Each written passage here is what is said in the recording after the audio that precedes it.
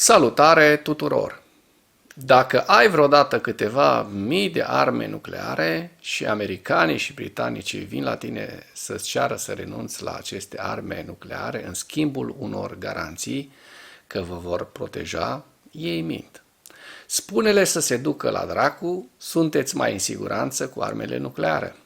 Acesta a fost un citat dintr-un autor ucrainean cu referire la memorandumul de la Budapesta, prin care Ucraina a renunțat la arsenalul său nuclear în schimbul garanțiilor de securitate la care s-au angajat Statele Unite, Marea Britanie și Rusia. Astăzi discutăm despre cum manipulează Kremlinul pe ruși pentru a susține războiul și despre lovitura masivă rusească cu rachete asupra Ucrainei, în special asupra Harkivului și astăzi a Kievului. Acesta a fost ca un răspuns la atacul masiv cu drone al Ucrainei. Vă voi prezenta și hărțile oferite de către cei de la Deep State și Institutul pentru Studiul Războiului cu evoluțiile din ultima săptămână a frontului. Manipularea informațiilor de către Kremlin atenuează oboseala de război internă la ruși, potrivit Institutului pentru Studiul Războiului. Potrivit experților Institutului, care au analizat sondajele din Federația Rusă, funcționarea forțelor de apărare din regiunea Kursk a provocat îngrijorare în rândul rușilor, dar operațiunile de informare ale Kremlinului atenuează oboseala pentru război și permite autorităților ruse să se angajeze într-o strategie de a duce un război prelungit de epuizare împotriva Ucrainei.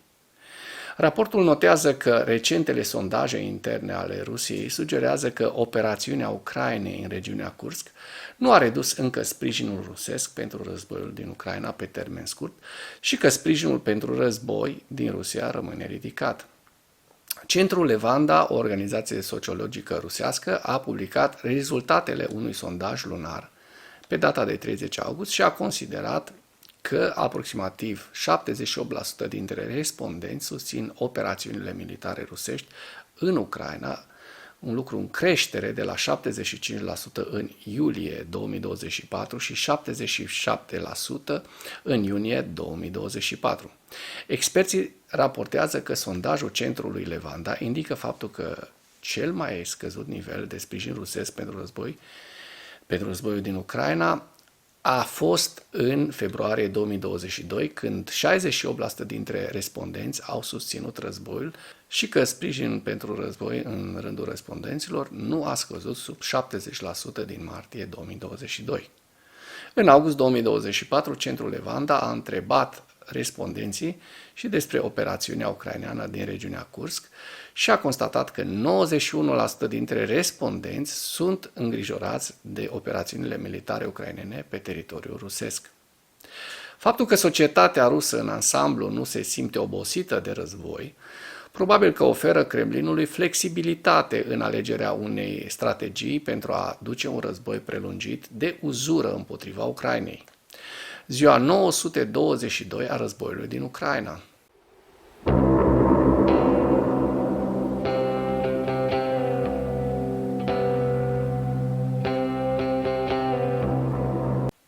Potrivit statului major al forțelor armate ale Ucrainei, în dimineața zilei de 2 septembrie 2024, pierderile totale în lupta ale Rusiei de la începutul invaziei neprovocate asupra Ucrainei din 24 februarie 2022 se ridică la aproximativ 616.300